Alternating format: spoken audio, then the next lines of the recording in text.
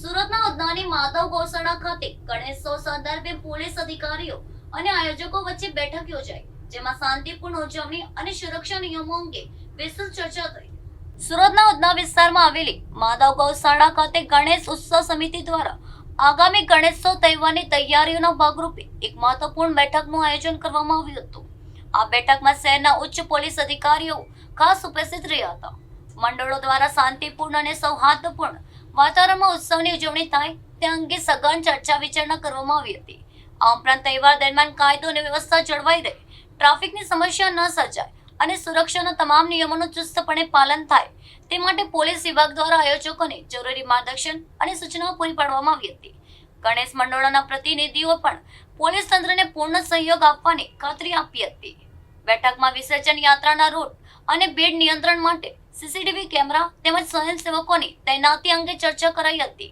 અંતમાં સર્વે આયોજકોને પરવાનગી પ્રક્રિયા અને ધ્વનિ પ્રદૂષણના નિયમોનું પાલન કરવા ખાસ અપીલ કરવામાં આવી હતી। આજ રોજ માધવ ગૌશાળા અને એનિમલ હોસ્ટેલ ખાતે ઉધના પોલીસ સ્ટેશન વિસ્તારમાં આવેલા ગણપતિજીના આયોજકો સાથે મિટિંગ કરવામાં આવી, જેમાં પોલીસ કમિશનર સાહેબ સુરતના જે હાઇટ સંબંધ ગણપતિજીની મૂર્તિના હાઇટ સંબંધે જે જાહેરનામું છે એ વાંચી સંભળાવવામાં આવ્યું તથા તમામ આયોજકોને તમામ જે મંડળ છે તેમાં મંડપમાં સીસીટીવી લગાવવા માટે સૂચના આપી તથા 24/7 બે માણસો મંડપમાં રહે તે બાબતે આયોજકો સાથે ચર્ચા કરી। તે સિવાય વિસર્જનના દિવસે ગણપતિજી જે છે એ એમની મૂર્તિનું ઝડપથી વિસર્જન થાય અને આ તહેવાર આપણે સુચારુ રૂપે મનાવી શકીએ તે બાબતે આયોજકો સાથે ચર્ચા કરવામાં આવી। સીસીટીવી ફૂટેજ લગાવવાથી કોઈ પણ અનિચ્છનીય બનાવ જે બનતા હોય છે એને આપણે ટાળી શકીએ છીએ અને જો કોઈ પણ બનાવ બને તો આપણે એને ઝડપથી નિવારી શકીએ છીએ। નવી ગાઈડલાઈન હતી એમનું આપણે અત્યારે મિટિંગમાં ચર્ચા કરવામાં આવેલી છે। મારું નામ પ્રેમ કદમ છે અને મને જેટલા બી ગણેશ ઉત્સવ જો હમણાં આવે છે, હમણાં બધાના આગમન શરૂ થઈ જ ગયા છે। બહુ લોકોના જેટલા બી હમણાં જે મંડળો જે અહીંયા જો મોજૂદ હતા માધવ ગૌશાળા ખાતે, એ બધા તે મારે એક જ વિનંતી છે કે જે હનુમાનજીની પુતળો લાવીને તમે રોડ ઉપર નચાવો છો અને એમને પ્રદર્શન માટે મૂકો છો, આનાથી એવું નાના બાળકો બી જે હોય એમના પર બી ગલત અસર પડે।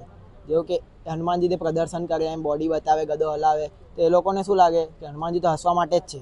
આપણે હિન્દુ થઈને હિન્દુ ધર્મનું અપમાન આવું સારું નહીં લાગે, એ જ મને બધાને સૂચના આપવાની હતી અને વિનંતી છે કે આવું આ વર્ષે નહીં કરતા। બહુ વર્ષથી મેં જોઉં છું આ ને બહુ ટાઈમથી અમે બહુ ટ્રાય કરી રોકવાની પર નહીં થતું। આ વસ્તુ યુવાઓ વધારે કરે છે, તમે પણ યુવા છો, શું અપીલ કરવા માંગો છો? યુવા તરીકે મેં એ જ અપીલ કરું છું કે આવું બધું નહીં કરો, કારણ કે આપણે યુવા છે, આપણે હમણાં શીખશું આવું બધું હિન્દુ ધર્મના વારામાં તો જ આપણી પેઢી પર આગળ વધશે અને શીખશે કે આપણું ધર્મ શું છે ને શું નહીં। એમ શું રજૂઆત કરો છો?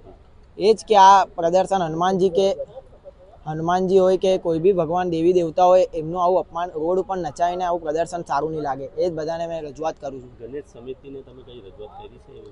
અમે ગયા વર્ષે બી કરેલી ને આ વર્ષે બી અમે કરશું જ, કારણ કે ગયા વર્ષે અમે જરાક લેટ પડી ગયેલા એટલે લોકોએ બધાએ બુક કરી રાખેલી હતી। એ લોકો કહે કે અમે હવે કેન્સલ નહીં કરશું, અમારા પૈસા પછી તમે આપશો, એવું બધું એ લોકો કહે। કેન્સલ નહીં કરશો?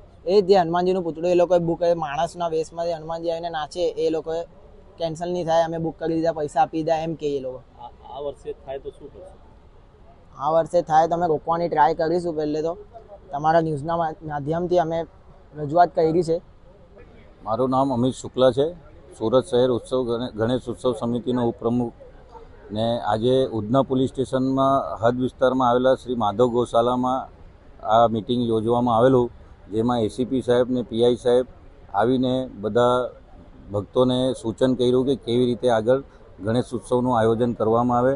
માટીનું મૂર્તિનું આહ્વાન વધારે કરવામાં આવ્યું છે, પાણી સુરક્ષિત રહે, પર્યાવરણ સુરક્ષિત રહે એ માટેનું વધારે અમારું ધ્યાન છે। હું આપના માધ્યમથી એક અપીલ કરવા માગું છું કે વધારેથી વધારે લોકો પરમિશન લે, એટલે સરકાર પાસે માહિતી મળે કે કેટલું ગણેશ આયોજન થયેલું છે ને માટીની મૂર્તિની વધારે સ્થાપના થાય, એવું મેં આપ સબને નમ્ર વિનંતી કરવા માંગુ છું। જણાવ્યું છે કે સીસીટીવી ફૂટેજ લગાવતી એટલું સારું વસ્તુ છે ને કે ગયા કઈ વર્ષોમાં એવું બનાવ બનેલું કે ચોર આવે કે કોઈ જાનવર પંડાલમાં ઘૂસી જાય ને મૂર્તિ ખંડિત થઈ જાય ને એ છે ને હિન્દુ મુસલમાનનું બધું થઈ જતું હતું ને બધું માર્કેટમાં બહુ ખરાબ મેસેજ જતું હતું. તો આ સીસીટીવી મૂકવાથી એ વસ્તુનું બહુ ધ્યાન રહેશે કે આ કોમી વસ્તુ નથી, આ ભૂલથી થયેલી વસ્તુ છે. તો એમાં કંઈ મેટર આગળ ન વધે એટલે સીસીટીવી બહુ સારી વસ્તુ છે, બધાએ પંડાલે લગાવવું જોઈએ.